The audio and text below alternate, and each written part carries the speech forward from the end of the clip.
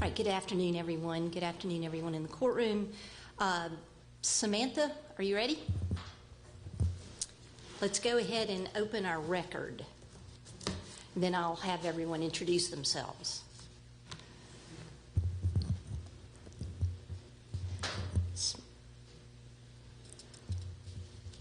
Samantha, just let me know somehow that you are ready to start our record. Can someone unmute her? Hello, I'm here. Okay, great. All right, ladies and gentlemen, this is the State of Georgia versus Garrett David Rolfe. This is case number 20 CP 192494. I'm going to ask for some introductions in just a moment. I am first looking for the defendant, and it looks like he's not quite yet connected, so I'm going to wait just a moment. We are connected, Your Honor. Lance LaRusso, Okay, I'm sitting with the defendant. Okay, I'm sorry. I saw another microphone for Rolfe. All right, good. And can you hear me? You are on our screen. We can, Your Honor. All right. Again, I'm going to ask for some introductions in a moment, but I would just like to put a few things on the record as we begin. I am appearing, I'm the presiding judge for this week. I am appearing in courtroom 8A at the Fulton County Courthouse. Our courtroom is open to the public. We are, in fact, attended by members of the public today and by members of the media. We also, I understand, have an overflow area open to the public to be able to watch these proceedings, and therefore that is because our courtroom seating is limited due to the coronavirus, and we're trying to accommodate as much of the public interested in this case as possible. Everyone involved in the actual hearing itself, besides me and other staff in my office, are appearing via the Zoom video conferencing platform. We'll discuss a little bit more about that in a moment. I am going to ask, and I'm looking around and everybody is in good compliance, so I appreciate it, but I am going to ask everyone in the courtroom if you will please continue to wear your masks. So far you are doing a good job. Today's hearing, as I'm sure everyone involved understands and appreciates, is limited to one issue, and that is the issue of whether or not the defendant in this case is entitled to a bond. I am hearing this case under the authority of Code Section 17-6-1, which provides that a bond for certain offenses, including murder, can only be heard before a judge of the Superior Court. Inasmuch as this case is not yet indicted and therefore is not yet assigned to any particular Superior Court judge, our court policy provides that any bond motion filed in a case with such a charge will be heard by the presiding judge, and for that week, of course, this is me. We have a limited amount of time for this hearing. I do not anticipate that we will have live witnesses. All the parties on the Zoom camera right now should be those who have received a specific invitation. You can't see it, but you are on a larger television monitor here in the courtroom. I do want to suggest, we've all been, of course, all of us have been involved in a number of Zoom hearings. I am in a situation where my tile does not light up. My border is not going to work when I am speaking because I'm using the court microphone system or sound system.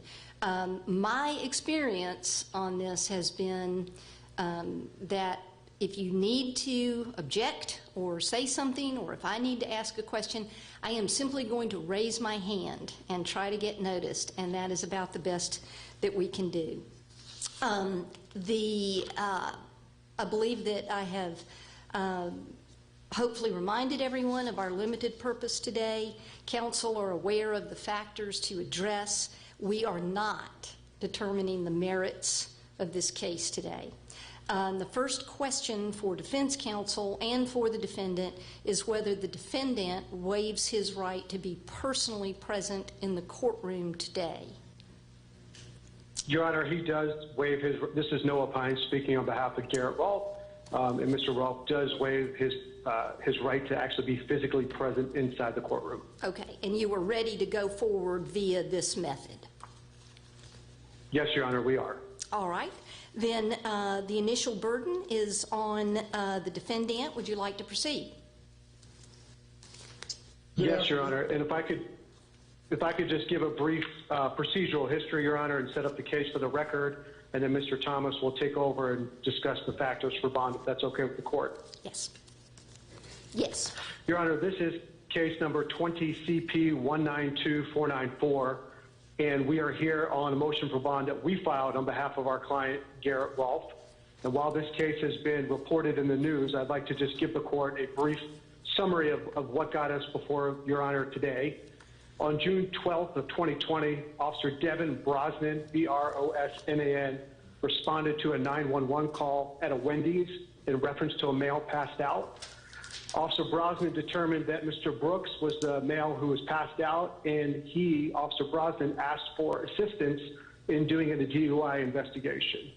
Officer Rolfe is the one who responded to the DUI investigation, and in our brief that we submitted to the court, we actually gave you an exhibit, which was Exhibit A, which is a rough transcription of the entire exchange between Officer Rolfe and Mr. Brooks up until the point that Officer Rolfe told Mr. Brooks that he was being placed under arrest for DUI, or his exact words were, "I think you've had too much to drink, put your hands behind your back." And at that point, Officer Rolfe attempted to handcuff Mr. Brooks. Your Honor, I don't know what video evidence the state is going to present, but we would proffer to the court at the point of Mr. Brooks being placed under arrest, his demeanor changed. He attempted to break away from the officer, Officer Brosnan and Officer Rolfe. He began to fight with the officers. He actually punched Officer Rolfe in the face. He took Officer Brosnan's taser. He pointed that taser at Officer Brosnan's head and fired it. The only reason he didn't hit Officer Brosnan in the face or head is because Officer Brosnan blocked it with his hand.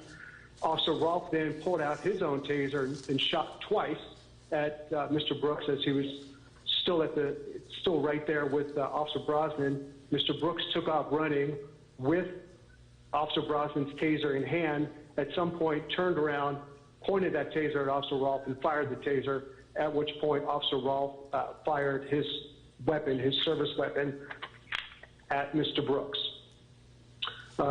We expect that the District Attorney's Office may try to present evidence that Officer Rolfe kicked Mr. Brooks. We expect that they're going to show you a still photograph. We've asked that they actually present the video that would show this kick. We deny that Officer Rolfe ever kicked Mr. Brooks. I don't even know how that's relevant for bond, but we would ask that they show the video. Additionally, I don't think any eyewitnesses indicated that there was a kick. The DA's office may also try to state that Officer Rolfe said something like, "I got him," after Mr. Brooks was shot. That's just simply not true. And again, we would invite the District Attorney's Office to play that for the court. We've already consulted an expert. We've determined that whoever said whatever was said was not Officer Rolfe. We do know from the video evidence that Officer Rolfe provided emergency medical attention to Mr. Brooks, attempted to save his life, and that's all captured on video. And then 5 days after this incident, before the GBI investigation was completed, the Fulton County District Attorney's Office had 11 warrants sworn out for Officer Rolfe's arrest. And they are the warrants that are before your court in 20 CP 192494, and that is felony murder, aggravated assault against Rayshard Brooks, 2 counts, aggravated assault against Melvin Evans, 1 count, aggravated assault against the Daniel, D-A-N-Y-E-L, Killins, K-I-L-L-I-O-N-S, 1 count, aggravated assault against a Michael Perkins, P-E-R-K-I-N-S, 1 count. Mr. Evans, Killins, and Perkins were in an SUV that apparently was struck by one of the bullets that Officer Rolfe shot. They've also had him arrested for criminal damage to property in the 1st degree for the bullet hitting the SUV, and 4 counts of violation of the oath of office one alleging that Officer Rolfe improperly used his taser, one alleging that Officer Rolfe failed to render aid, one alleging that Officer Rolfe violated his oath by shooting Mr. Brooks, and one that Officer Rolfe failed to render aid according to his oath. On June 19th, Your Honor, the day after Paul Howard held his press conference, I believe, or maybe 2 days after, we filed a motion for bond. That bond motion was originally scheduled for June 23rd of 2020, but at the state's request, it was continued to today. We also did file a motion for preliminary hearing on June 23rd, 2020. My understanding is from what we've been told from the clerk's office is that this court is not conducting, not just Your Honor, that Fulton County Superior and Magistrate Court is just not conducting preliminary hearings at this time due to COVID, which is one of the reasons why we need a bond. On June 25th of 2020, we filed a motion seeking a written response from the state as to which 1761 factors they believe apply to deny bond. And since the state didn't respond, Mr. Thomas will just address all of the factors for the court. And then finally, yesterday, we filed a two-page brief with some exhibits for the court to consider. Also, Your Honor, I did provide the court yesterday with 3 statements, and those statements were from the Georgia Sheriff's Association, I believe the Police Chiefs of Georgia, and the Fraternal Order of the Police, maybe. It was actually the Peace Officers Association of Georgia was the third one. And then also a packet of character letters. We sent them to Your Honor in the District Attorney's office yesterday so that everybody would have plenty of time to review them before this hearing. So I'm going to turn it over to Mr. Thomas, who is going to proffer and take care of the bond factors. And then after the state is done, I will finish the argument on behalf of Garrett Rolfe, Your Honor. Thank you, Mr. Pines. Mr. Thomas? Thank you, Your Honor. Good afternoon. As a very preliminary matter, before I get to the bond factors, we've been provided this afternoon with a phone call that the state intends to play in support of its motion to detain Officer Roth without bond. We've reviewed that. The phone call is inflammatory. It is not purported to be a phone call from my client or anyone on his behalf. It contains certain racial epithets. And we would certainly understand that the rules of evidence are relaxed here, but it certainly has no relevance here. And so we would object to that. I assume that the court has been provided that in advance, but we would lodge an objection to that phone call being played. With respect to the 1761 factors, Your Honor, first, as Mr. Pines has indicated, we provided a number of character letters to the court on yesterday and to the DA's office. To the extent that those are not part of the record, we certainly ask that those be made part of the record. I won't read those into the record, but I would like to point out that these letters represent a very broad cross-section of individuals who know Garrett Rolfe well. What they speak to is they speak to his character.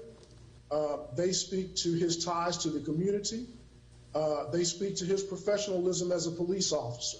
And we believe that all of those letters are relevant in the court's consideration of the factors and whether or not Officer Rolfe is a flight risk, a danger, or has the risk of intimidating witnesses.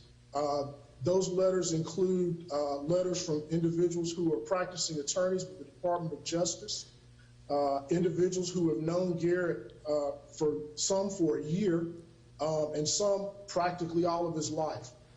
Some of those letters include, and I will just mention a few names again, there are 28 letters, and I understand that we have a limited amount of time. A letter from William Jordan. Mr. Jordan indicates that he has known Garrett Rolfe since birth, and he has offered to the court that Mr. Rolfe is not a flight risk. Benny Pena, P-E-N-A, was hired as a police officer with Officer Rolfe. They've worked together.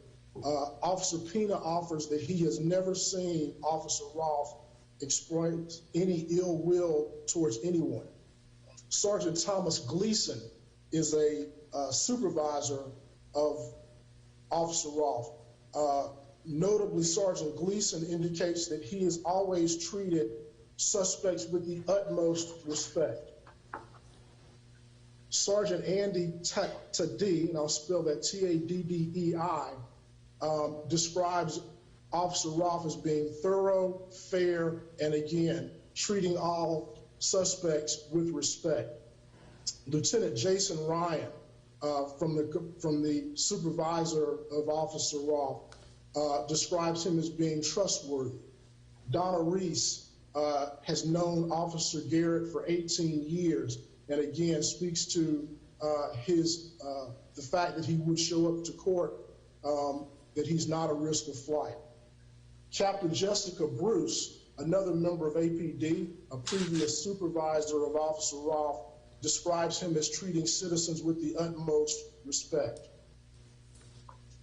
Jay Nguyen, Nguyen, has known Officer Roth for a year and talks about him providing financial support when things were difficult for him.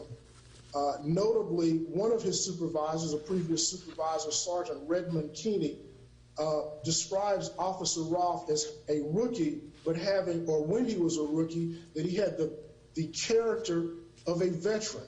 I believe it's Sergeant Keeney in his letter who describes Officer Roth as a person that Sergeant Keeney, goes to for professional advice. Sergeant Major Halsnick, and I will spell that for the court, H-L-A-S-N-I-C-E-K. Sergeant Major is not a member of APD, but instead is a retired Sergeant Major who has known Garrett since he was in high school when he was in the ROTC program. He describes him as being a pillar of his community and as committed to serving his community.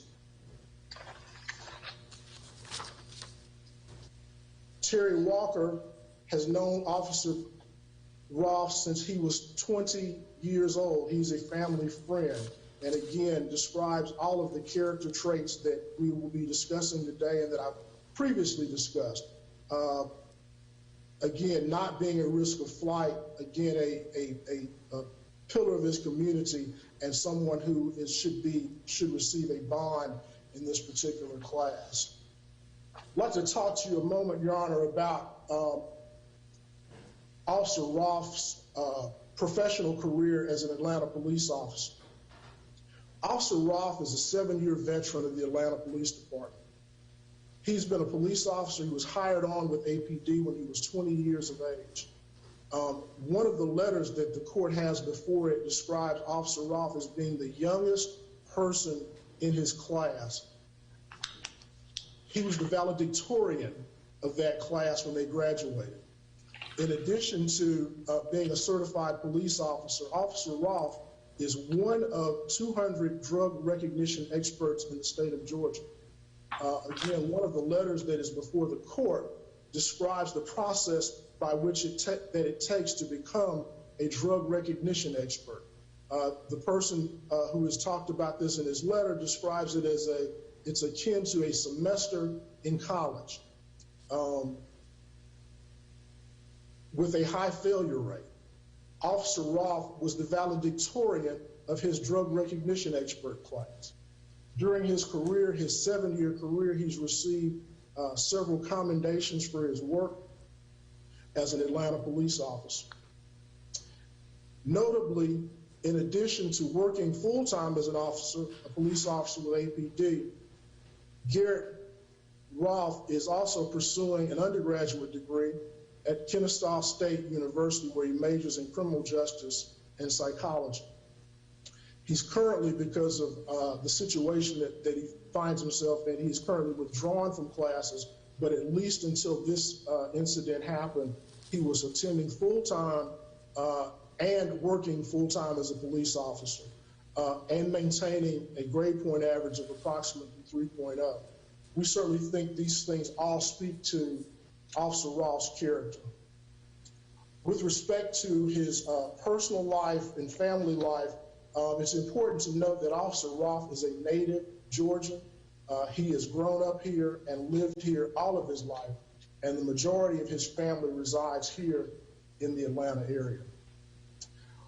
Your Honor, while I understand that we are not here to decide guilt or innocence or to address the merits of the case, I do want to talk very briefly about the incident that brings us before the court. This is In what not connection, Mr. a Thomas? typical scenario Mr. Thomas. for individuals who are, yes, Your Honor. In what connection do you feel that's appropriate at this point? What I want to describe is that this is not that what occurred, and I know that Mr. Pines has gone over very briefly the facts, but I think what is significant with respect to considering the Ayala factors is that this is not a case where a defendant is before the court who is alleged to have woke up, decided to go out and commit a crime in which someone lost their life. So I don't think that the merits are relevant for this hearing, but I think it's significant to note that what occurred here, and obviously the state and the defense, we disagree obviously on the merits, but even taking the state's case at face value, this is not a case of someone who is a gangbanger who decided to go do a drive-by shooting. It's not a home invasion. It's not a burglary where somebody was killed in the process. What is significant is this is an officer who was in the performance of his duty. A suspect escalated a situation, and I don't think anybody disagrees that that's the fact, and a death resulted. So again, I think that, again, we're not here to decide guilt or innocence, and I'm not here to argue that. Certainly that will take place at another day and time, but I certainly think the factual backdrop that brings us here is significant. With respect to the Ayala factors, Your Honor, again, I have discussed with you the letters that are before the court.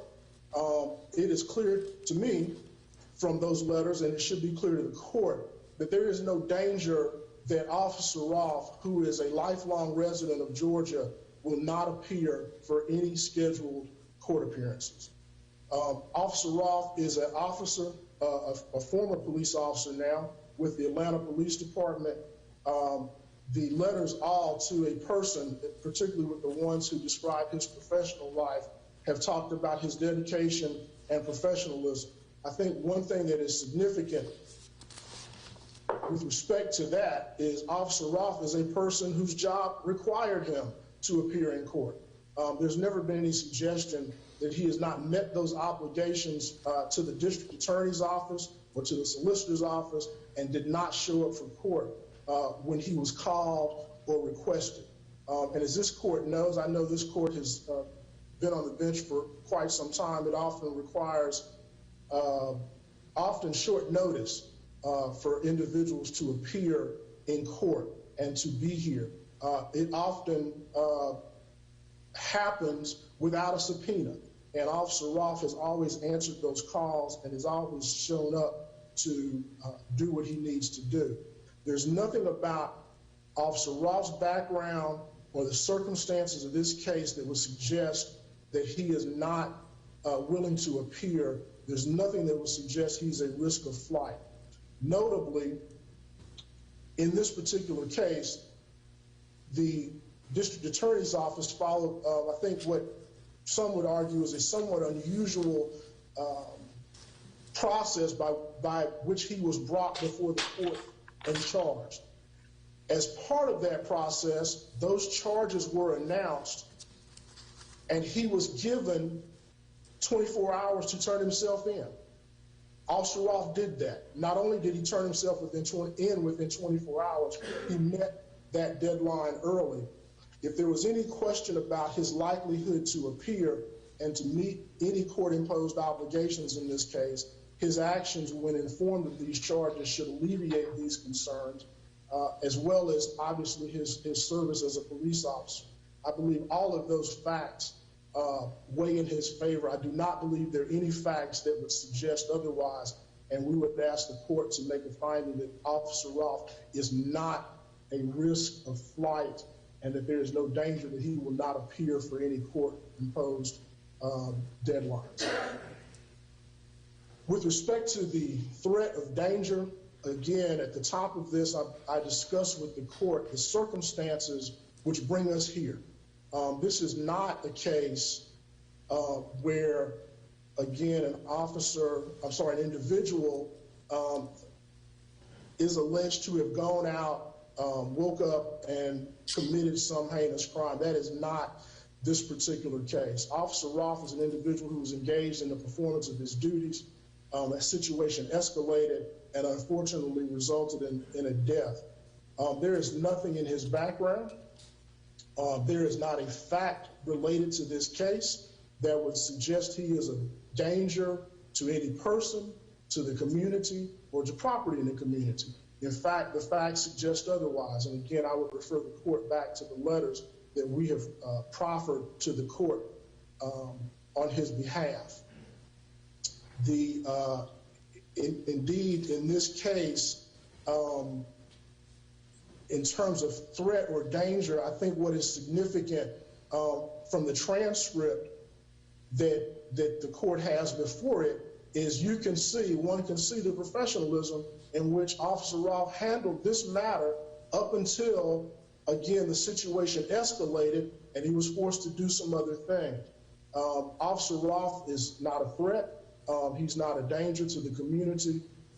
As the letters indicate, he is a professional at all times. He was a professional that night at all times, quite frankly. And I would ask the court to find that Officer Roth does not pose a significant threat or danger to any person in the community or any property in the community. With respect to the third factor, the significant risk of committing any felony, I certainly believe that the letters speak for themselves. I certainly think that Officer Roth's background, again, speaks for himself. There's not a hint that there is a significant, and I would dare say any risk of committing any felony of granted bond by this court. Obviously, Officer Roth has no criminal history, and again, I believe that factor should weigh in Officer Roth's favor. Lastly, with respect to intimidating witnesses, again, there is the Ayala factor speaks of a significant risk of intimidating witnesses. I would offer to the court again, there is no risk of Officer Roth intimidating witnesses. Given the facts and circumstances of this case, he certainly does not wish to have any contact with any potential witnesses in this matter. Mr. Roth has a defense team that is working on his behalf. There's no need for him to contact any witnesses, much less intimidate witnesses. I will tell you that Officer Roth certainly looks forward to defending this matter and has no inclination to do anything that would impair that or impede that or obstruct justice in any manner. As we clearly maintain his innocence in this matter, we'll obviously resolve those facts down the road, but certainly there is no significant risk of intimidating any witnesses in this case. Your Honor, we believe all of these factors militate in favor of the court granting a bond to Officer Roth. Again, he's anxious to begin the process of defending this matter and addressing the allegations made against him, and we'd ask this court to impose a reasonable bond in this matter. What does the defense suggest? I'm sorry? What type of bond does the defense suggest? I'm having a little trouble here, but I'm sorry. What type of bond? What are you requesting? Yes. Your Honor, what I would indicate is that there's a co-defendant in this matter. That the state in that case agreed to a $50,000 signature bond. that co-defendant, with respect to certainly certain elements of this particular case, is similarly situated. That he obviously is not charged with murder, but he was part of the process that was out attempting to arrest Mr. Brooks that night. He's similarly situated. If the state believes that, or at least the state believed in that case that a $50,000 signature bond was appropriate, we would suggest a $50,000 signature bond for Mr. Roth would be appropriate in this case. Okay. Will it be Ms. Griffin or Mr. Rucker? Would you like to proceed? Good afternoon, Your Honor. Good afternoon. Can you hear me okay? I can hear you just fine. Okay. I am, like Mr. Thomas, having just a little difficulty hearing you clearly, but I'm going to lean forward and see if I can do a little bit better. Okay. For the record, I'd like to identify myself as Clint Rucker, and I'm an executive assistant district attorney in the Fulton County District Attorney's Office. I am assisted in this bond hearing by Ms. Salida Griffin, who also is an executive assistant DA in the same office. And Judge, I appreciate you going through these lengths to get us together. And before I get started with my remarks, I want to say good afternoon to all counsel that are on the Zoom. I'm only showing 5 screens on my device, but I am sure there are many more people who are participating.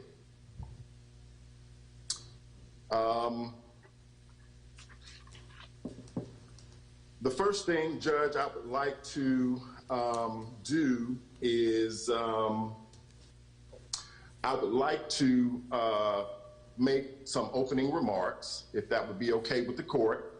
And then I would like to go over what the statutory and the legal factors are for the court to consider. And then I would like to address in a rebuttal type fashion some of the arguments made by Mr. Thomas and Mr. Pines. And then I would make a short closing statement. And before that, I would ask the court, as part of my presentation, allow me to introduce the widow of Mr. Brooks to make a victim statement, which is allowed under the Victims' Rights Act, to the court in consideration of the setting of bond in this case. I would hear from her, absolutely. Okay. And Judge, in the very beginning of the proceeding, when you kind of was laying out some protocols for us, did I hear you correctly to say that you were not anticipating the calling of any witnesses? That is exactly what I said. Okay. Just for the court's just edification, the state had prepared to call 2 witnesses.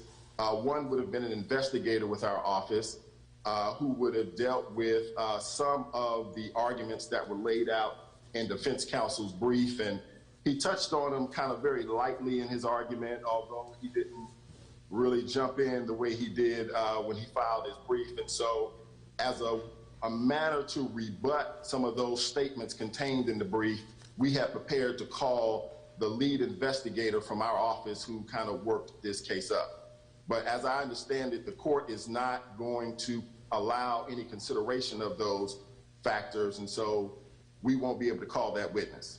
I'll consider a proffer, Mr. Rucker. Okay, all right, good enough.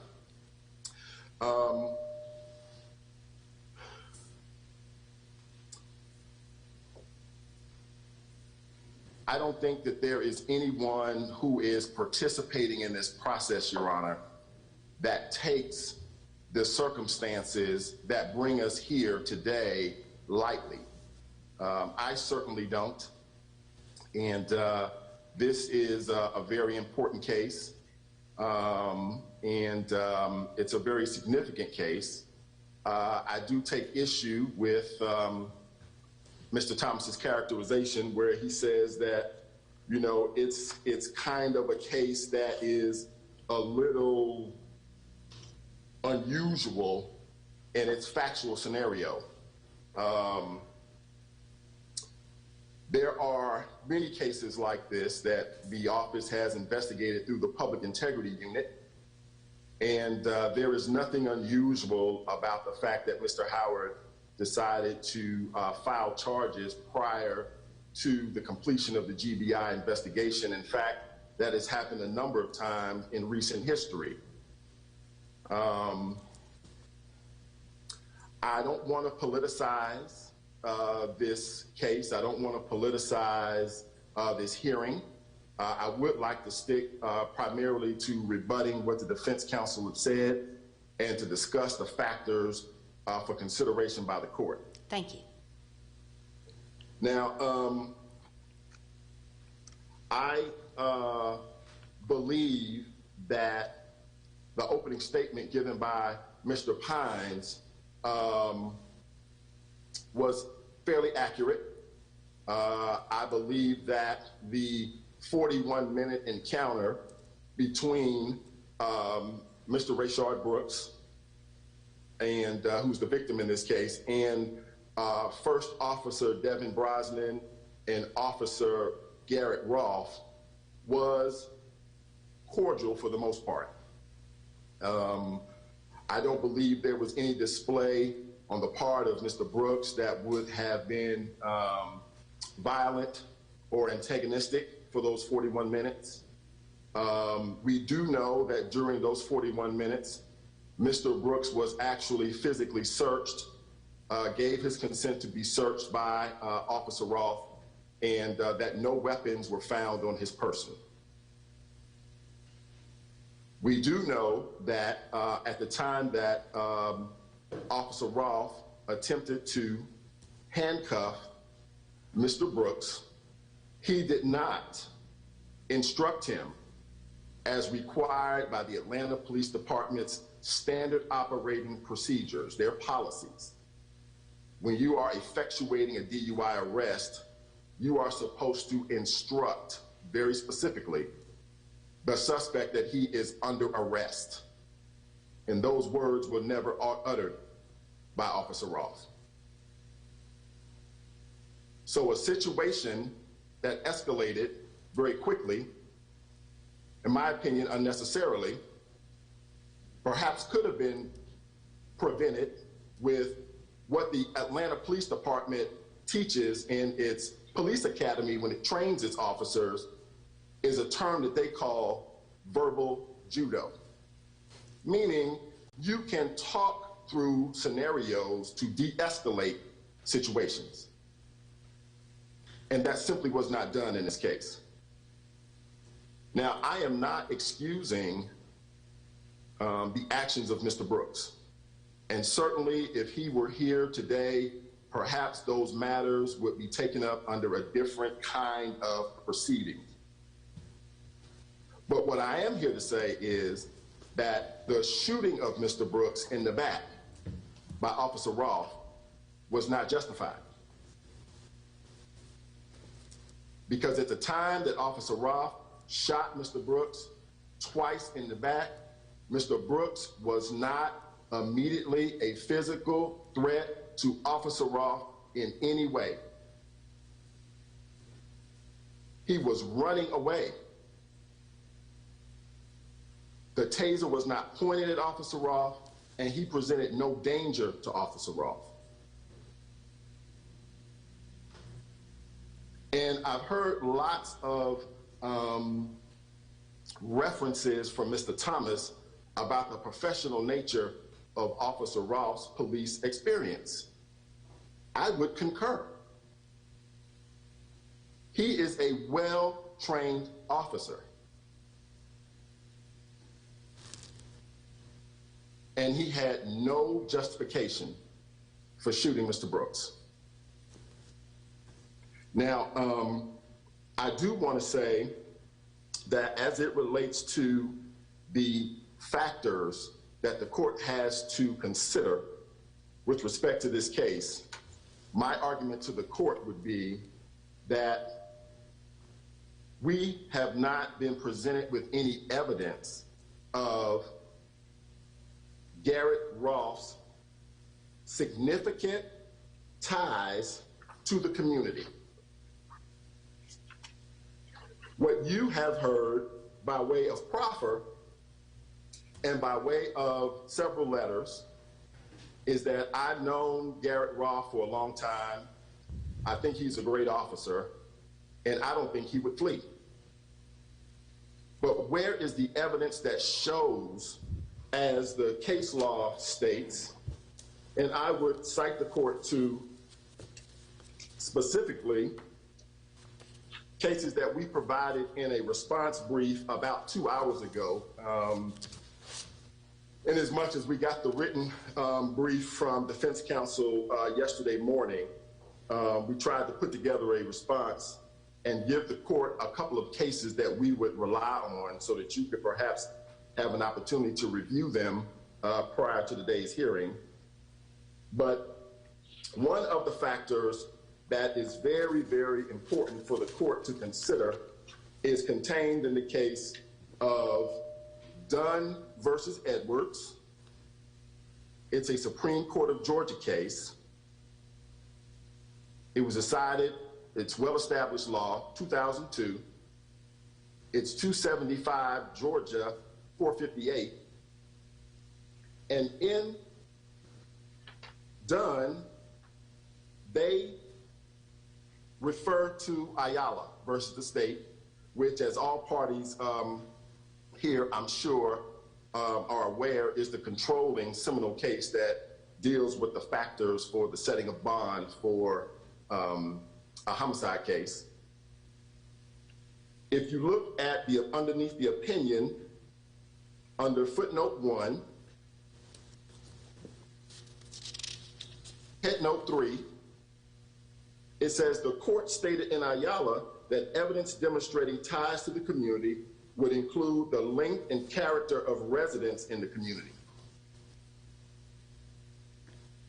As of this date, there is no evidence to show that Officer Roth, prior to turning himself in, actually lived in our jurisdiction, that he owned property in our jurisdiction, that he has family members that are in our jurisdiction. What I heard is that he is a lifelong resident of the state of Georgia. Where? Is he outside the court's jurisdiction? Should he not appear in court, that the court would have the power to compel him to come? There's no evidence of that.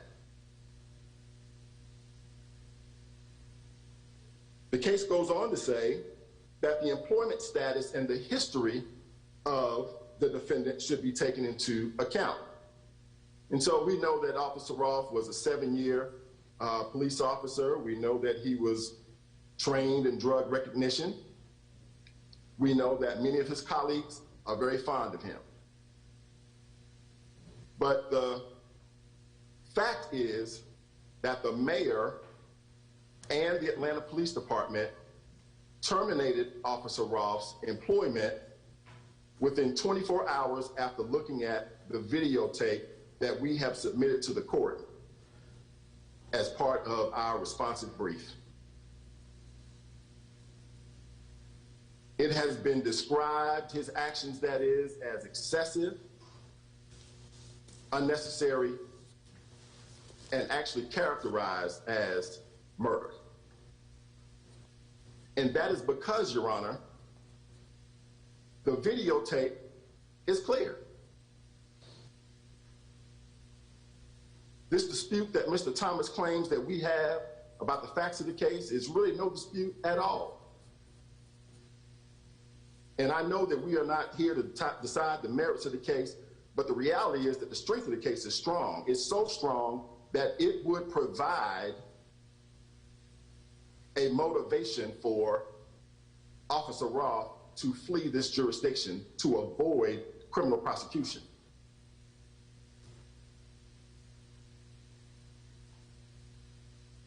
He certainly now has the means, which was not discussed in the defense presentation, because we know that he has received upwards of $250,000 in cash donations.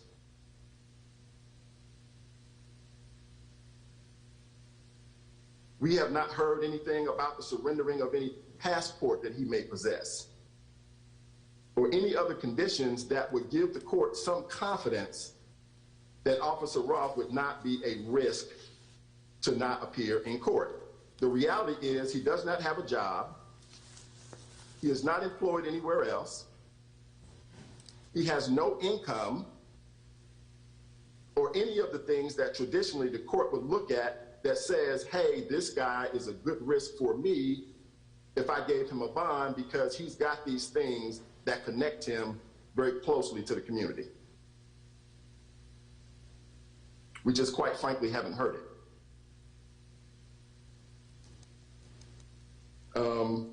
The other factors that the court looks at is past history of responding to legal process. I don't take issue with that. Or prior criminal record, and I don't take issue with that. But the reason why I brought that up to the court is because when you look at Ayala versus the state, it's very, very clear. And Ayala says that the burden shifts to the state to show by a preponderance of the evidence that the defendant is not entitled to a bond once the defense has established these close ties to the community. My first argument to the court is that that has not been done. But my rebuttal will be that under Ayala, my contention is that Officer Roth poses a risk, a significant risk in this case. And the risk that I am alleging that he poses is, one, he is a significant risk to intimidate and or influence witnesses should he be granted a bond.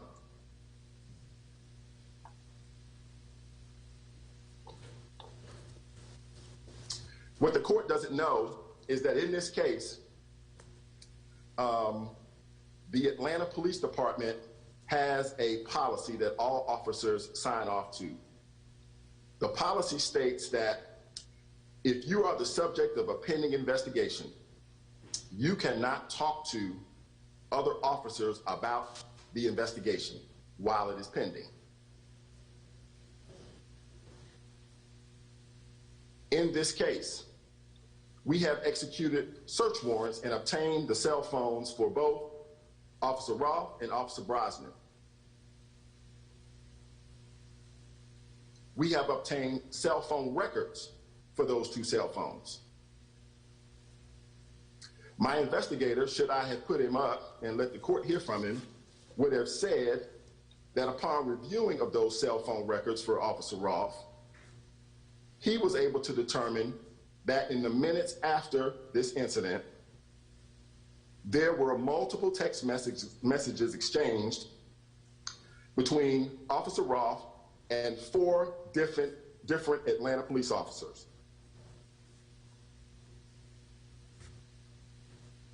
My investigator is prohibited from viewing the content of those text messages because Officer Roth, through his attorneys, has refused to turn over the passcode for his phone, despite the fact we have asked. Your Honor? Yes. May we object to that? First of all, that's completely improper to comment on a defendant's right to remain silent. That is, privilege still applies in a bond hearing, and it is just completely improper for the DA's office in this public forum to mention that our client is relying on his constitutional rights to remain silent.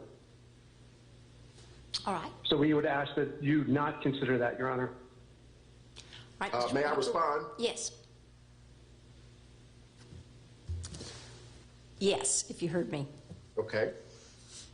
Does the court have the case that I sent as part of my responsive brief that is entitled State versus Stahl? I do. STAHL? I do. It is a Court of Appeal case from the Second Circuit, the state of Florida.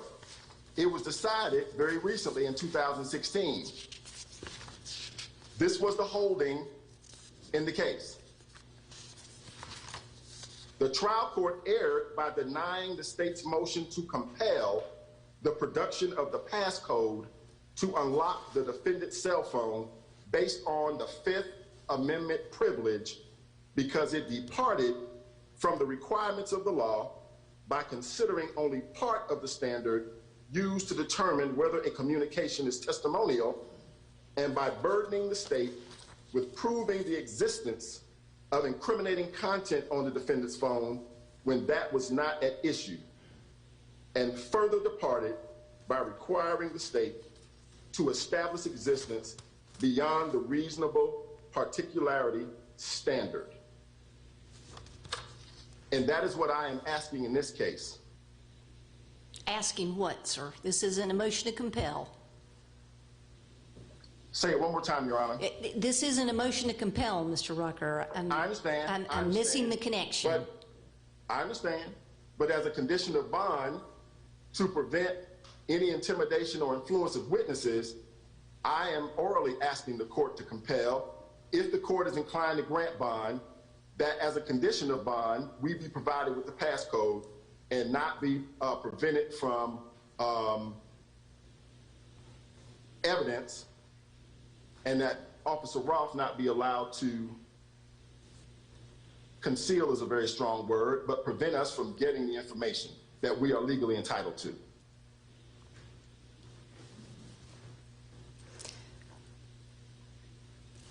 Anything further?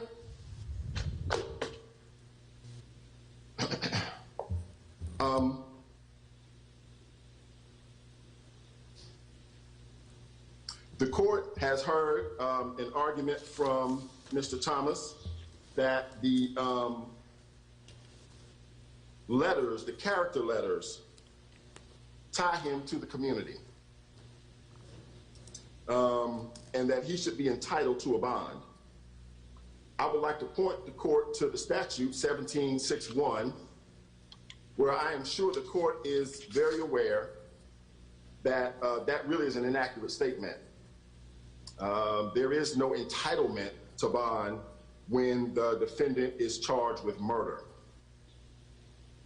A superior court judge is authorized and may, under certain circumstances, grant a bond to the defendant if they meet the four factors: that he poses no significant risk of fleeing or failing to appear in court, he poses no significant threat or danger to any person, to the community, he poses no significant risk of committing any felony pending trial, and he poses no significant risk of intimidating witnesses or otherwise obstructing the administration of justice. My first contention is that, one, we don't have significant ties to the community that have been proven by any competent evidence. Secondly, I contend that the secreting of the text messages right after this investigation to other officers, potentially in violation of the Atlanta Police Department's policy, would allow the intimidation of witnesses and obstruct the fair administration of justice in this case.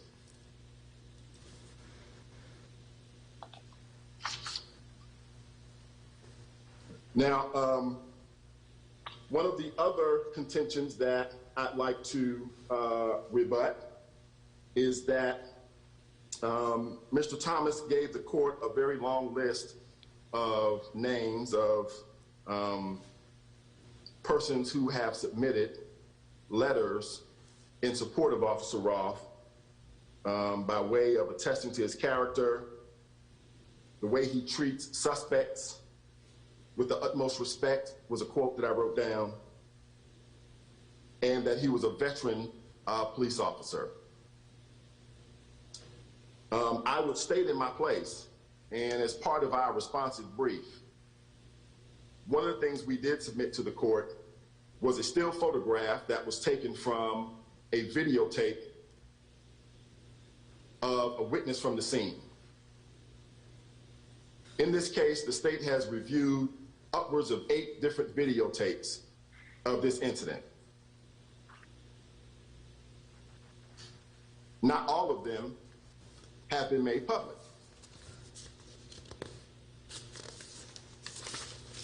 We've also interviewed upwards of 8 different witnesses in the case who were there, present, and witnessed various parts of this incident. Had my investigator been able to testify, Judge, I expected he would have told you that the videotape was not altered. It was only enhanced, meaning it was zoomed in so you can see it really clearly. And it shows the kicking motion made by Officer Roth to Mr. Brooks's body while he was down on the ground after he had been shot by Officer Roth. That does not show good character, Your Honor. That has been alleged by Mr. Thomas. It doesn't show, consistent with those letters, that Officer Roth treated Mr. Brooks with the utmost respect after he shot him. And what the defense doesn't know is that a witness at the scene corroborates the videotape.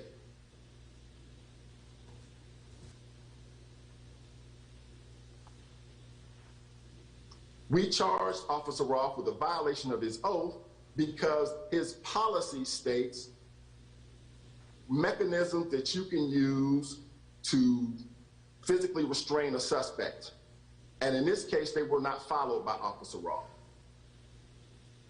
The good character that the defense wants you to consider in giving him a bond, I am saying to the court, there is rebuttal evidence to the contrary. And it is captured on videotape so that you can see it for yourself. And after Officer Roth shot Mr. Brooks and Mr. Brooks went down, the videotape will show you, Your Honor, that it was upwards of 2 minutes before Officer Roth did anything in an attempt to help Mr. Brooks.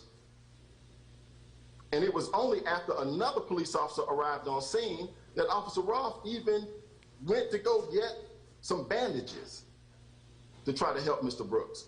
What you'll see on the videotape is that he and Officer Brosnan just stand over his body and just look at it.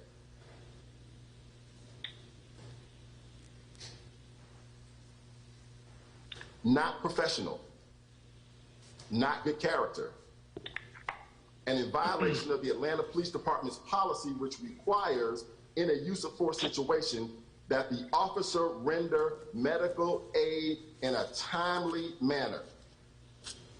What is timely, of course, ultimately may prove to be a jury question. My contention is that when you're standing there watching the man gasp for breath, it doesn't show me any good character that's been alleged that you treat suspects, all suspects, with the utmost respect, such that the court can trust you to come back if they gave you a bond.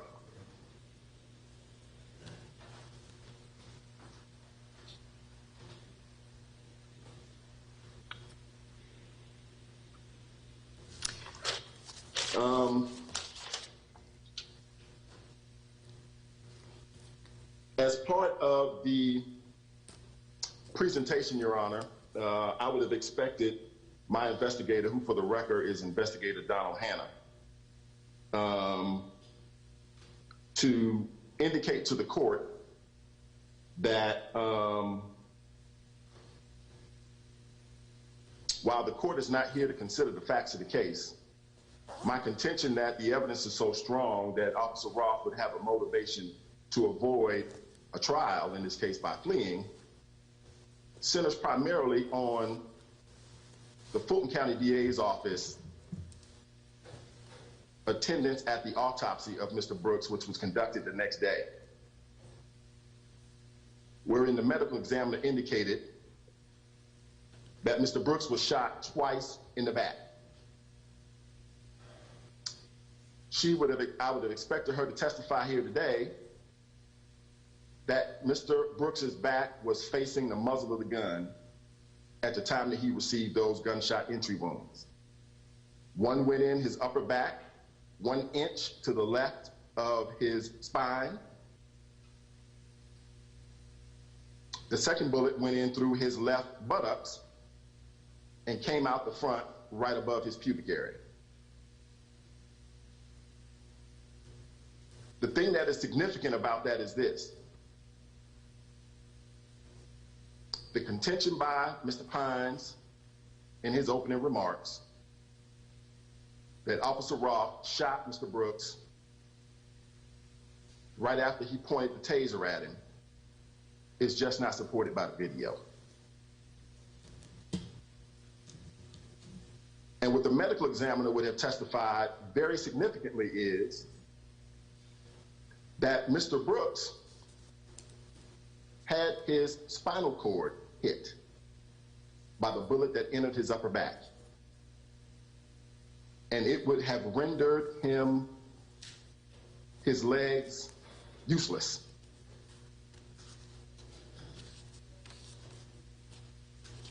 But the videotape shows that Mr. Brooks was some 18 feet away from Officer Roth at the time that he received these gunshot wounds, which was some 15 feet away from where he was when he reached back to deploy the taser that went up into the air.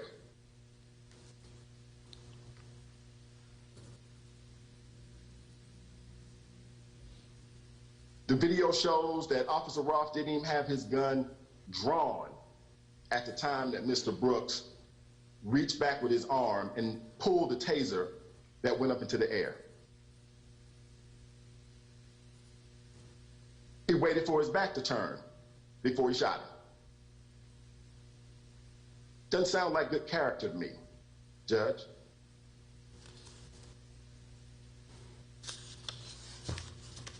And the video doesn't lie.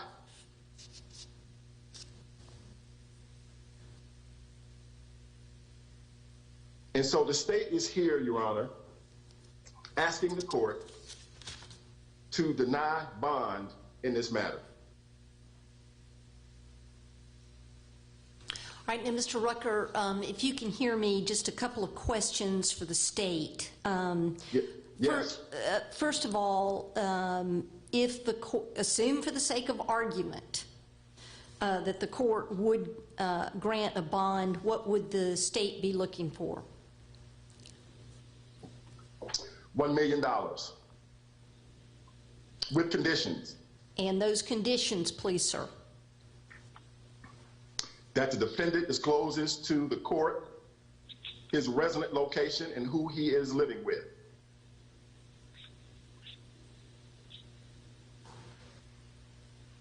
That the defendant would give up the passcode to his phone.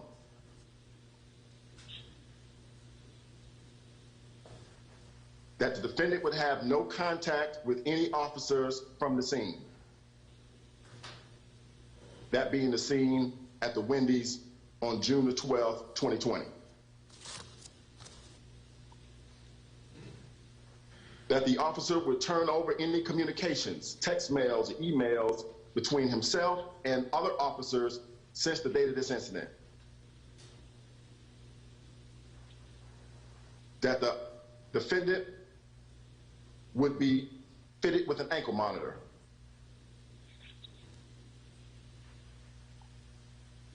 That the court would impose a curfew from 6 a.m. to 6 p.m. and the exceptions would be to visit his attorneys, to potentially work, to potentially worship, or for any medical issue. And if there were instances that required something other than the court's conditions, that the state and the court would be notified by defense counsel prior to. Can I just clarify, when you say curfew, do you mean from 6 p.m. to 6 a.m.? He can be out. Okay, you said curfew 6 a.m. to 6 p.m. Did you mean 6 p.m. to 6 a.m.? So in other words, he would yes, be... Yes, I understand what you're saying. Yes, that is what I meant. Okay, okay. Yes, ma'am. Okay, gotcha. that the defendant would turn over his passport,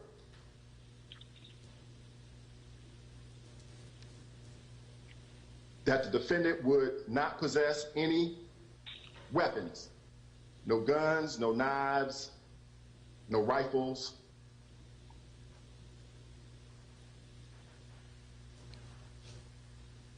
and that the defendant or the defendant himself or through any third parties, there would not be any communication with the family members for Mr. Rayshard Brooks.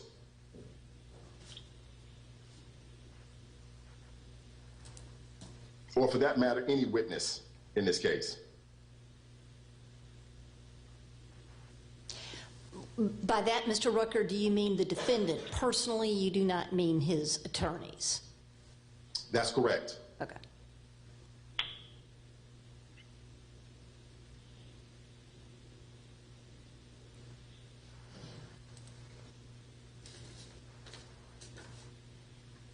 All right, anything else? Would the court please hear an impact statement from Mrs. Tamika Miller? And then I would make a few closing statements and then I would be finished. Okay. Yes, I will. And Mr. Rucker, I assume that you are the victim's advocate. It has instructed her as to what's appropriate for a bond hearing. Yes, ma'am. Okay. I will certainly hear from her, and could you please help me find where she is on the camera tile or the computer? Hello, Your Honor. Hey. Oh, okay. Hey, Ms. Miller, I got you. Hello. Hello, everyone. I'm going to do my best without becoming emotional. I'm Rayshard's widow. I never thought I would be saying that right now. And this is just a lot to take in for me mentally, physically, emotionally.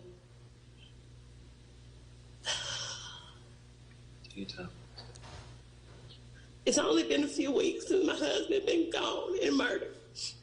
And just a week before I laid him to rest. My daughter's birthday was that week that he was killed. And my anniversary was the next day. It was the next day. Father's Day came up. Our wedding anniversary was on the 14th.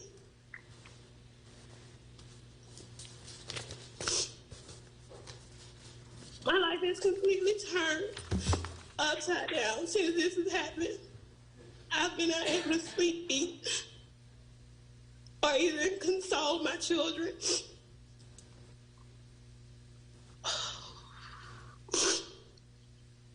But I feel today the court wants to be able to let the defendant bond. Ma'am, could you say that again? The defendant, you guys want to be able to give a decision whether he should be able or allowed to bond. And I say no to it. I say no, because mentally I'm not able to handle it.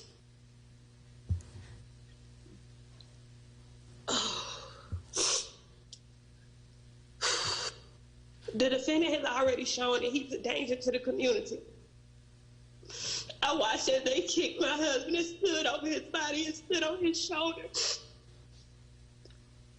And I could just only imagine how scared he was and what he felt at that time.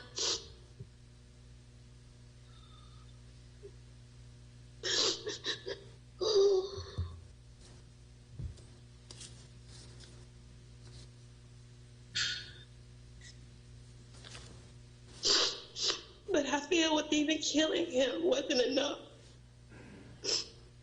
Because they stood there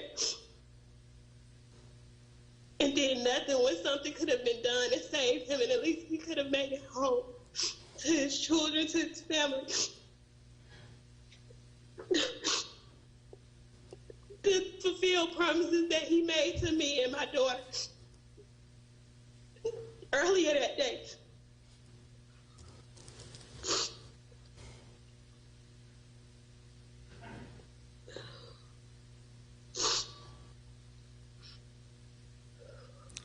You okay, Ms. Miller? My family has suffered so much dealing with this, and it being public and everything. It's just been so hard dealing with everything. I can't finish. Can I please step away? Of course. I'm sorry, Your Honor. Can I just have a minute, please? Of course. Yes. Take a minute.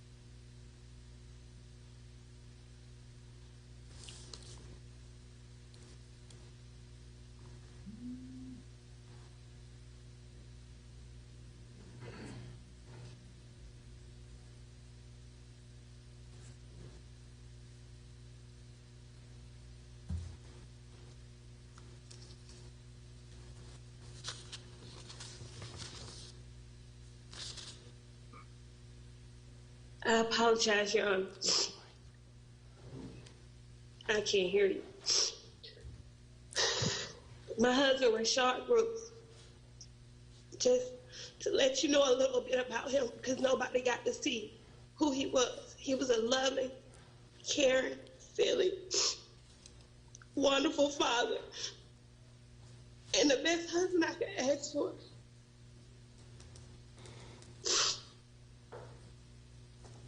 He had the brightest smile and the biggest heart. He loved his family. He was only 27 years old. And he had so much to live for. So much.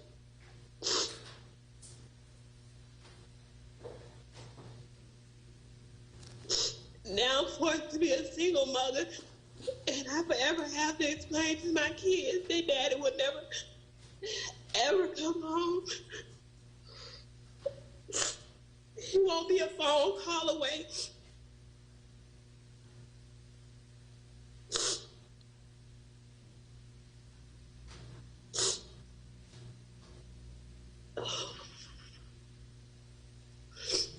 I'll struggle raising my kids on a one-parent income. I'll never be able to get that help or support that I need because my husband has been taken away.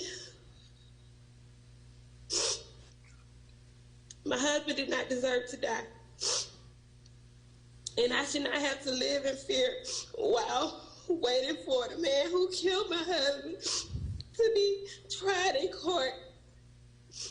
This defendant should not be treated like anyone else who is accused of taking someone's life without remorse. Considering the victim, considering the violence, the violent nature of the whole scene.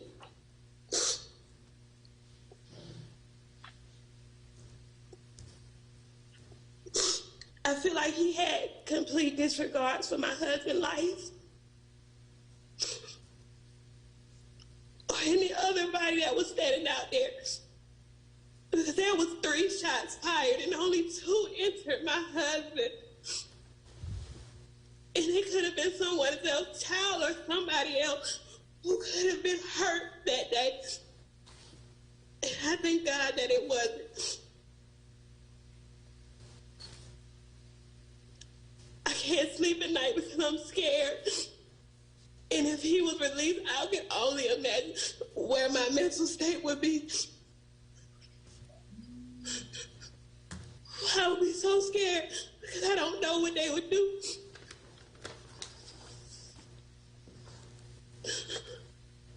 I can't even go outside of my house now because so many people said hateful things. My husband wasn't perfect, but he didn't deserve to die.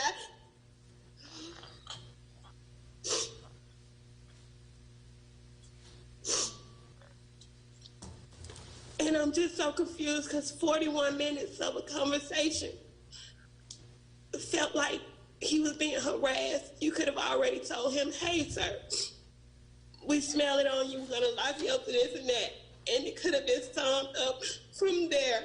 But instead, I feel like he was harassed and played with the whole time.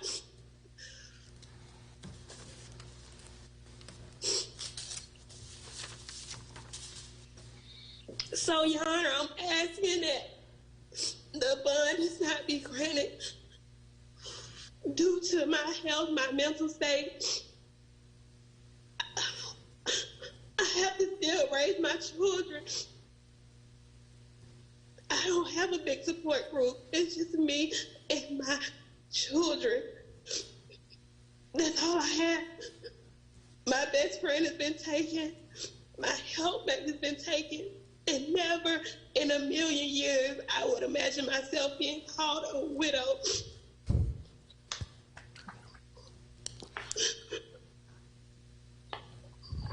Ms. Miller, I want to thank you.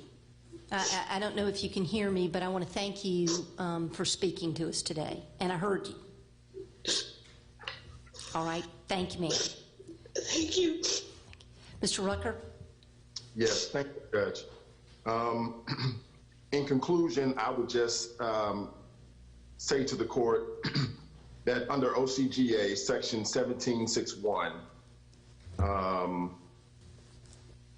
2E, amongst other things that the statute lays out for the court to consider, the accused's financial resources and other assets, the earnings and income, the financial obligations, the purpose of bail, and any other factor that the court deems appropriate. The setting of bail by a Superior Court judge, as you know, Your Honor, is discretionary. It is not mandated by law. We are here asking the court to deny bond in this matter.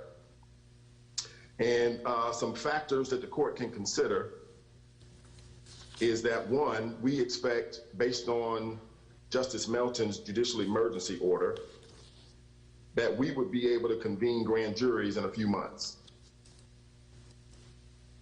And potentially this issue of bond can be revisited again.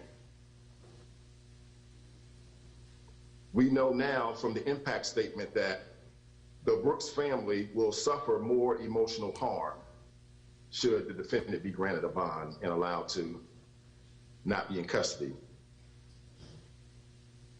And I would say, Your Honor, that the court can also consider the potential harm to the entire community in the consideration in this matter.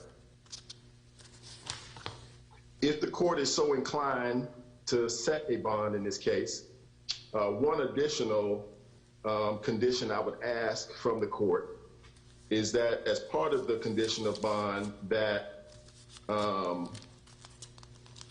we know from the experts that the phone that is in question that I have talked about during my presentation can be erased or wiped remotely. So even though I have physical custody of the phone, it can be erased or wiped remotely from another location. I would ask the court to condition bond that not occur.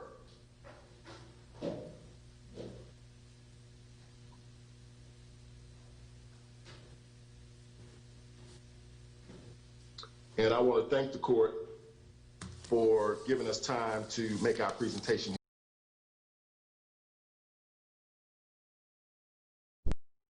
Any response, Mr. Pines? Your Honor, I do have argument for the court, but I know we're going a little long and the court has other matters. So is there anything particular you want me to address, or may I just respond? I'm anxious for you to respond. I will say that I did not hear anything with regard to financial ability. The financial ability to make a bond, Your Honor? Yes.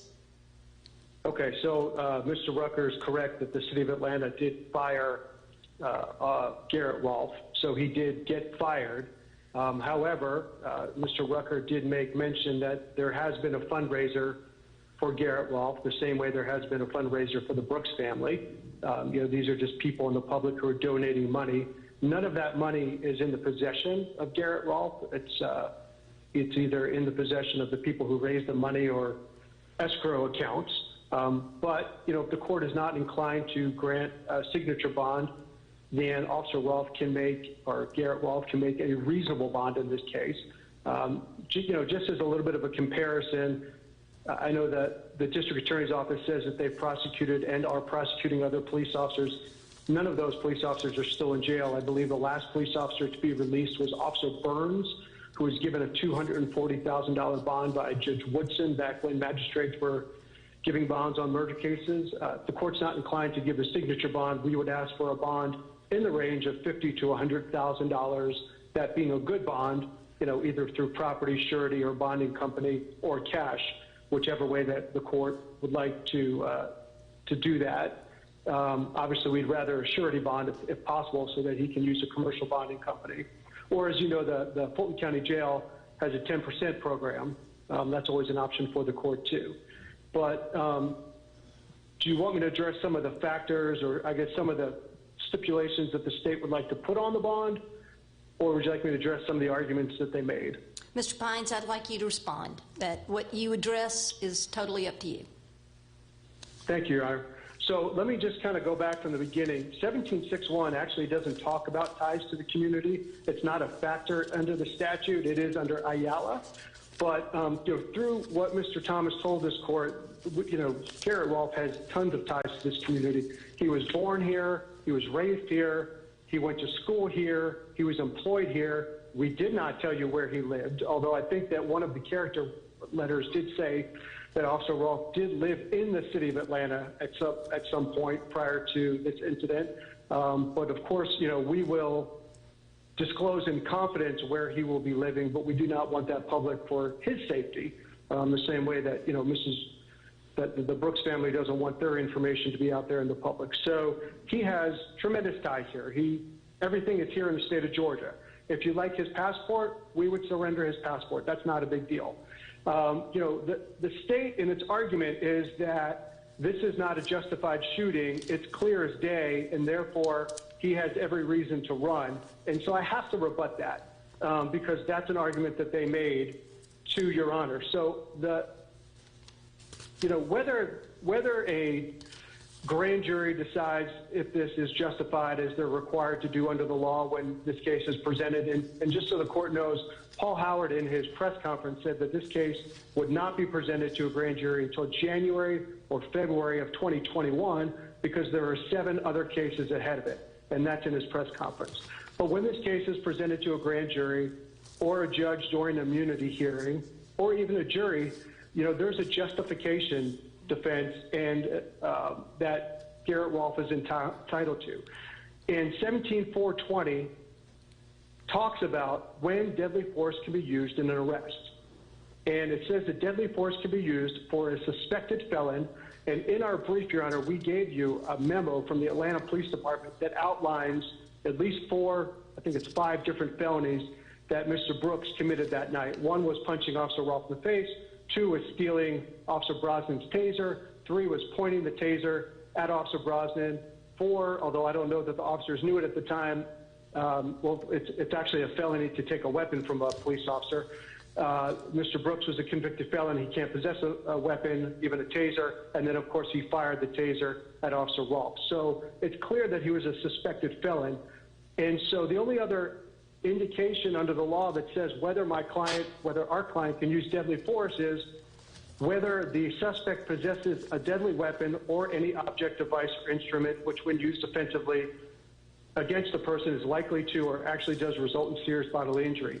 And also in the brief that we filed, we attached a warrant, and that warrant was sworn out by the Fulton County District Attorney's Office in another case against other police officers where Paul Howard and his people, when I say his people, one of his investigators, so anybody who does something, you know, as an investigator for the Fulton County District Attorney's Office is doing it for the District Attorney, has sworn under oath that a taser is a deadly weapon.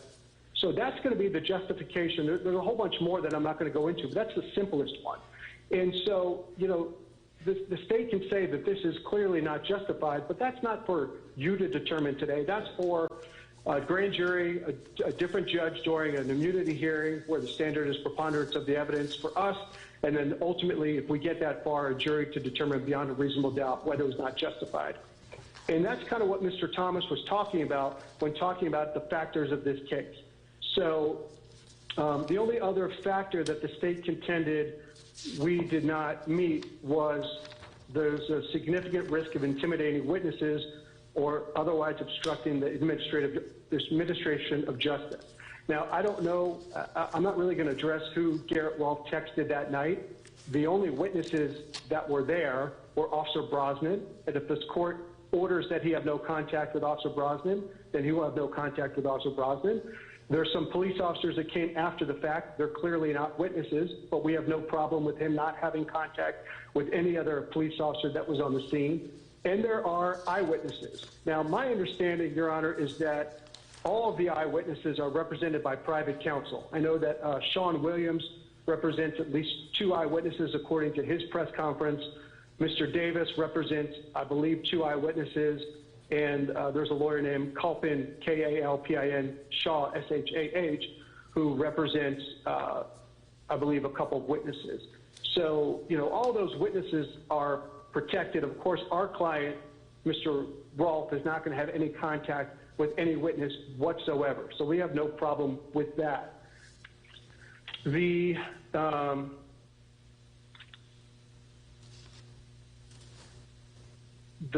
district attorneys wants us to give up a passcode for a cell phone. Yeah, that's a completely improper argument for today, but here's what I'll tell this court. A case from Florida has no application in the state of Georgia. There's many federal circuit, 11th Circuit cases and other cases that talk about this issue. Plus, no other jurisdiction in the United States except for Georgia has our rule against self-incrimination. And had Mr. Brooks actually complied with being arrested that night, Officer Rolfe would have read him the Georgia implied consent card and asked for a breath test. And according to the Supreme Court, Mr. Brooks wouldn't even be required to submit to a breath test. So, you know, if the state wants to try to go get another warrant from another judge, and we can argue whether Officer Rolfe has to give up a passcode, that's an issue for another day.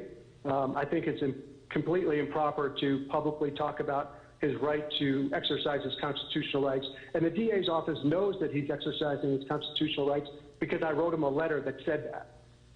And so I would ask United to consider that. There's no indication that an ankle monitor is needed in this case.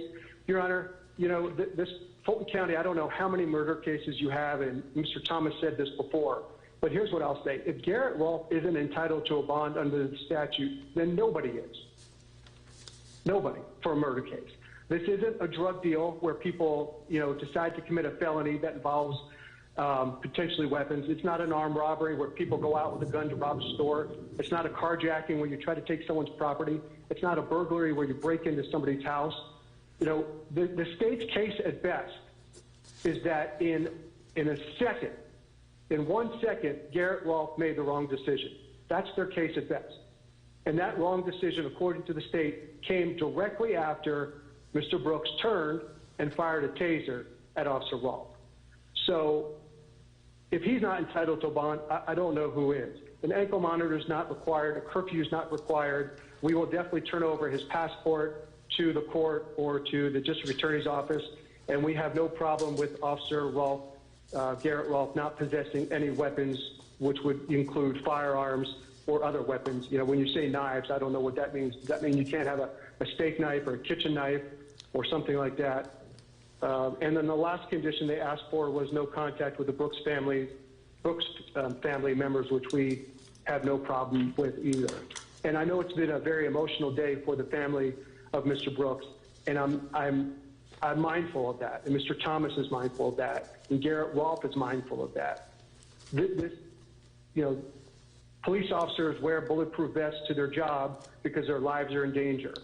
And from the transcript that you have in your possession, you could see that Garrett Rolfe was completely professional with Mr. Brooks until Mr. Brooks decided to resist arrest and escalate the situation, leaving Garrett Rolfe no choice but to use deadly force, Your Honor. Okay. So I would ask for a reasonable bond with the conditions we discussed. And of course, I'll answer any questions that you have. Okay. If everyone will just give me one moment.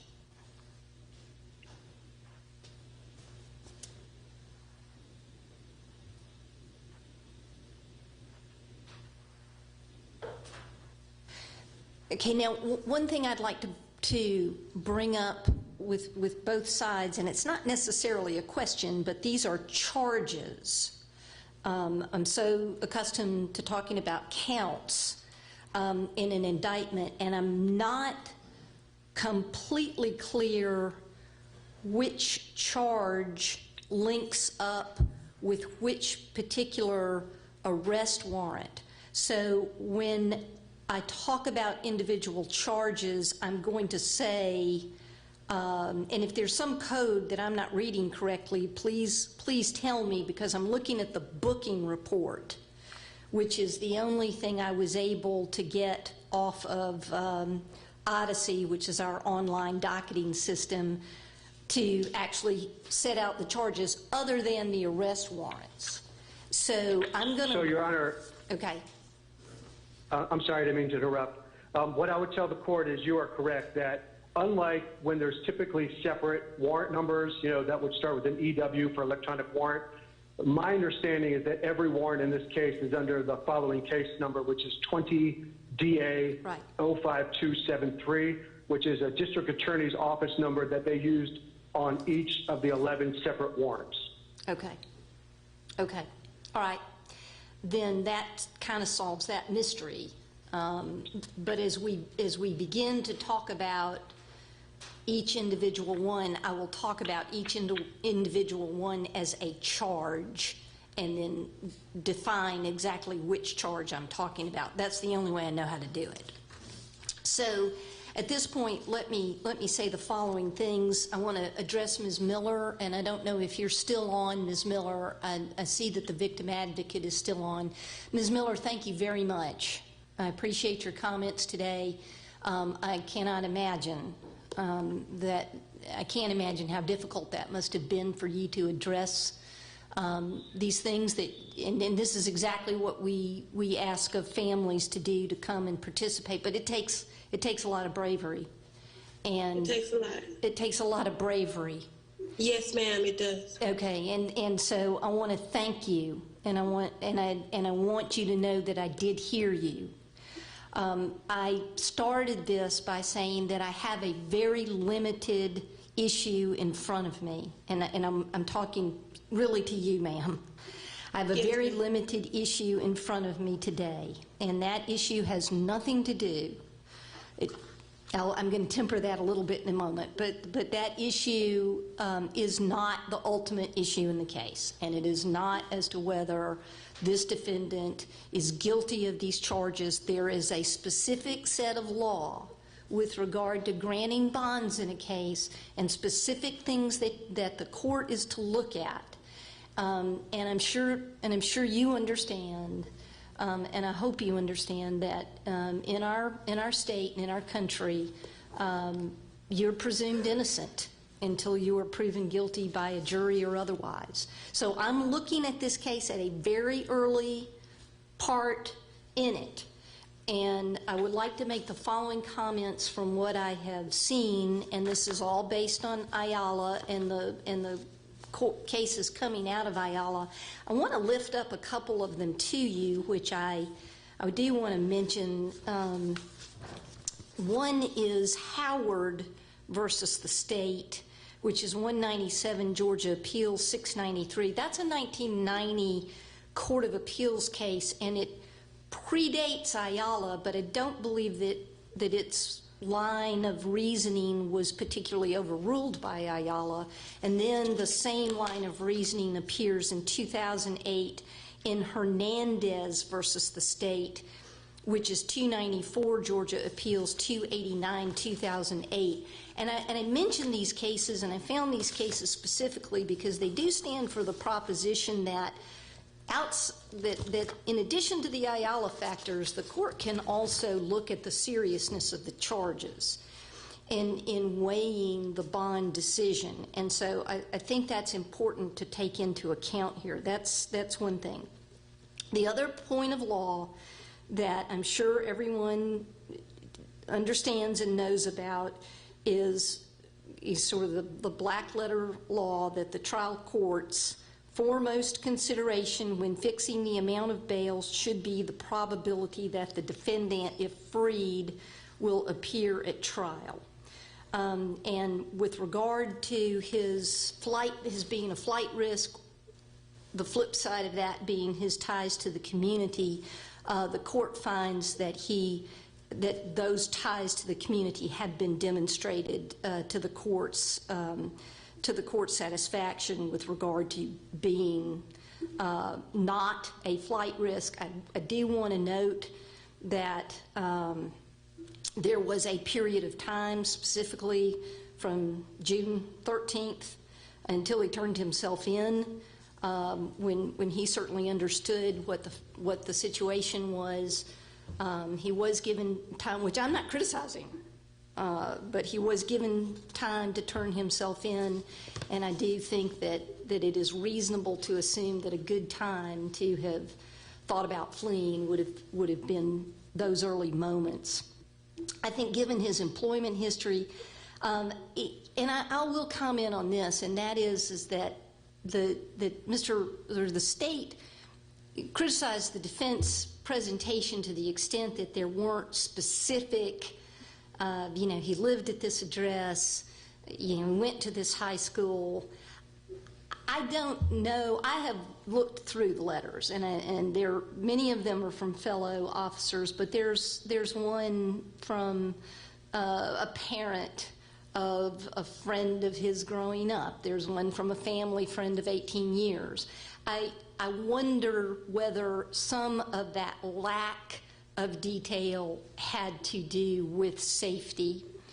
And I do find that there's sufficient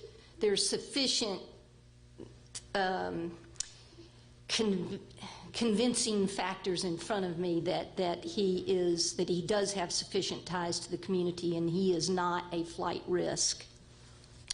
I do not believe that he is a danger to the community in the sense that Ayala sets that forth. I do not think that he is a danger of posing any significant risk of committing an additional felony pending trial. I do not believe that he poses a significant risk of intimidating witnesses, but I will talk about that. And I am therefore going to grant a bond. Now, I first want to go over the conditions because the conditions are going to be very specific and they are going to be tailored to this situation. Number one, he will have an ankle monitor. Mr. Rolfe is going to have an ankle monitor at his expense. He will be fitted for that prior to his release. He will be subject to being monitored at all times.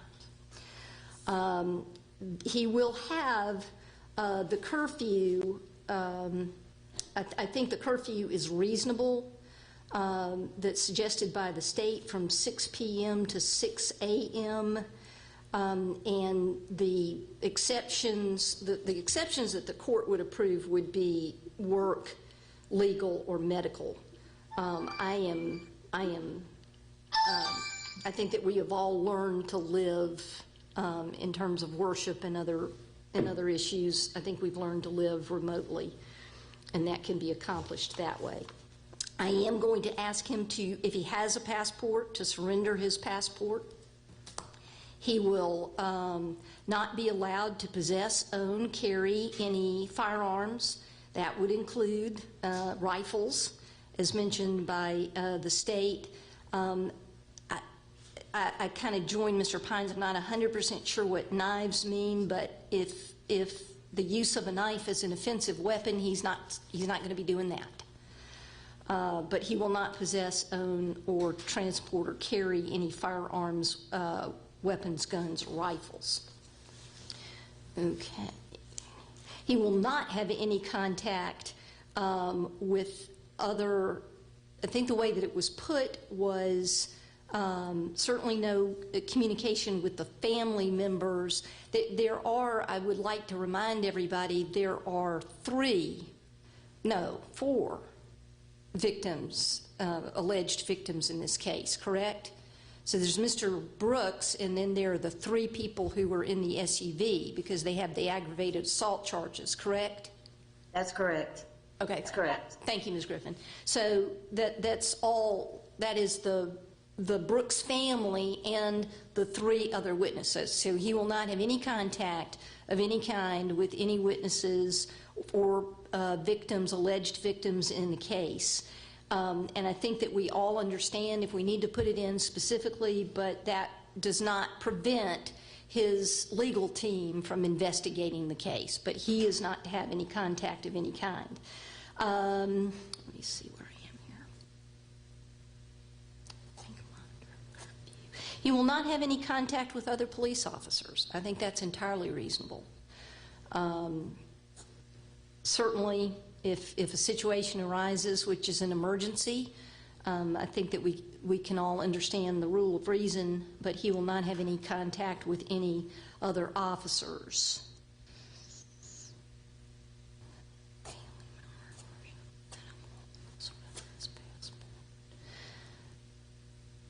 I am not doing anything with the passcode to his phone. That is for another hearing. I will say, and anyone can correct me, and please correct me on the record if I'm wrong, but I believe that there is an obligation not to destroy, alter, or spoil in any way any evidence. Is that correct?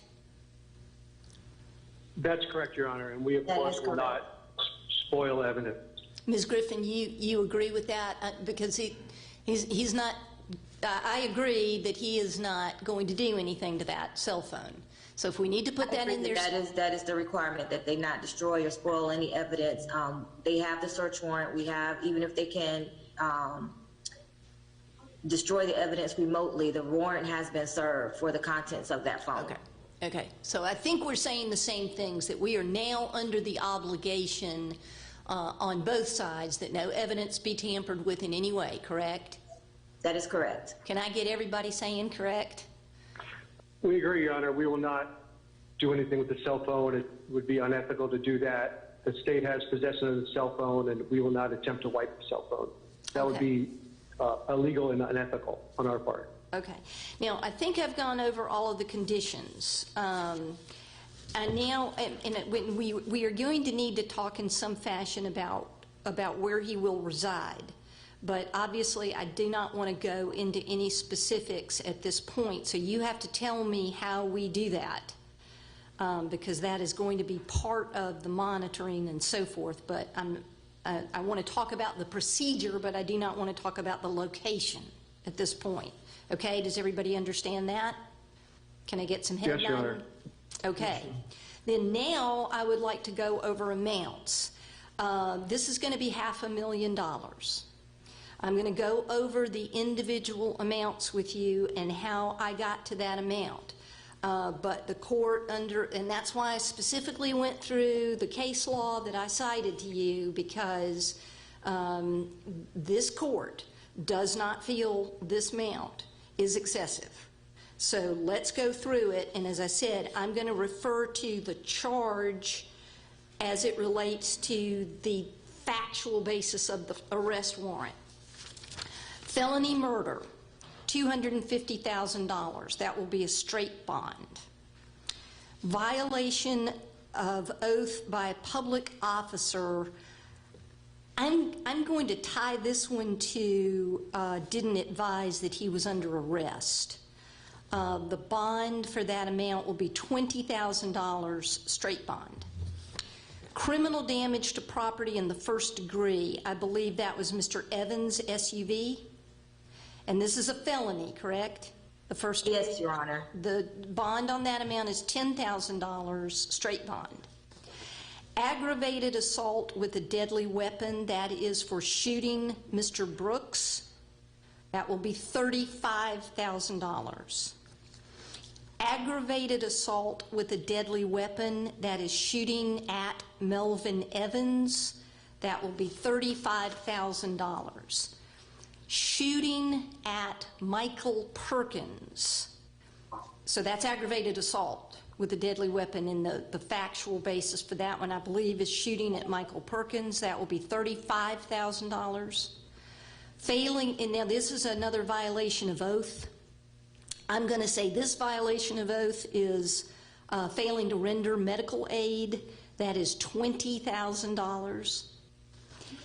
Aggravated assault with a deadly weapon, and this one would be shooting Danielle Killians, and that's going to be $35,000.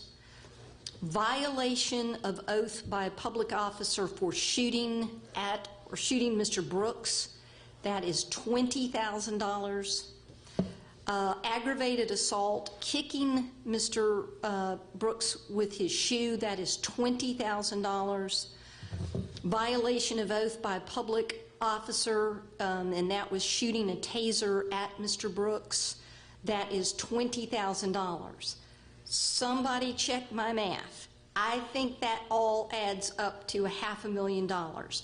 I am going to provide that that is payable through the sheriff's 10% program.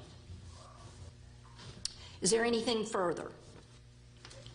Yes, Your Honor. I should also add that under the Superior Court policy, until this matter is indicted and assigned to another Superior Court judge, it might be me, but I do retain I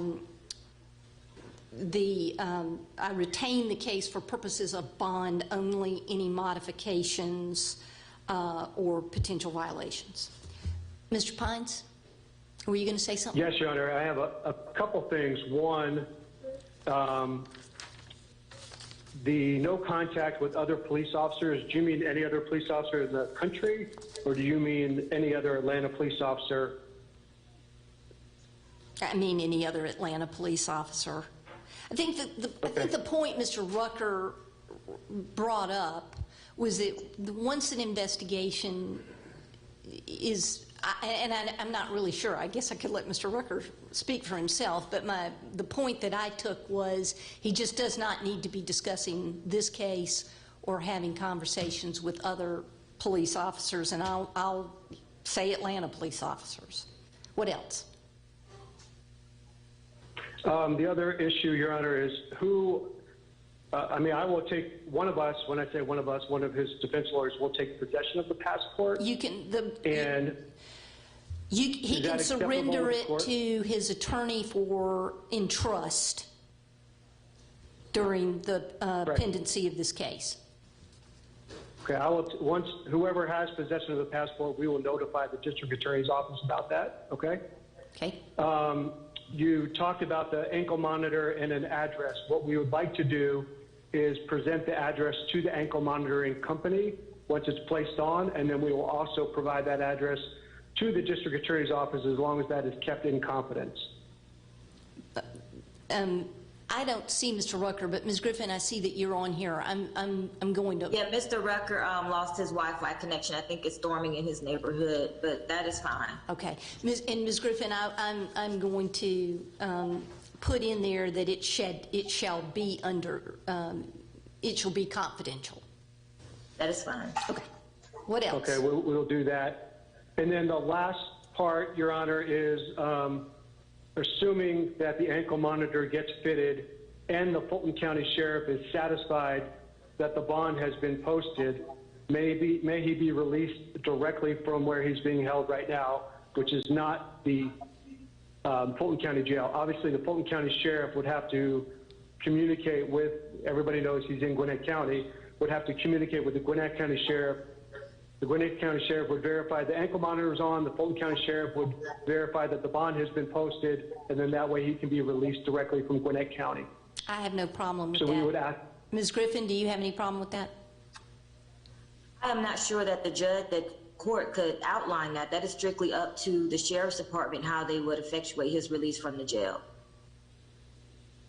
I think, Your Honor, if you just put in there that assuming both sheriffs are, satisfied that the bond has been posted and the ankle monitor has been placed, that the Gwinnett County Sheriff, the Fulton County Sheriff may authorize, because it's may, not shall, but may authorize the Gwinnett County Sheriff to release him directly from custody.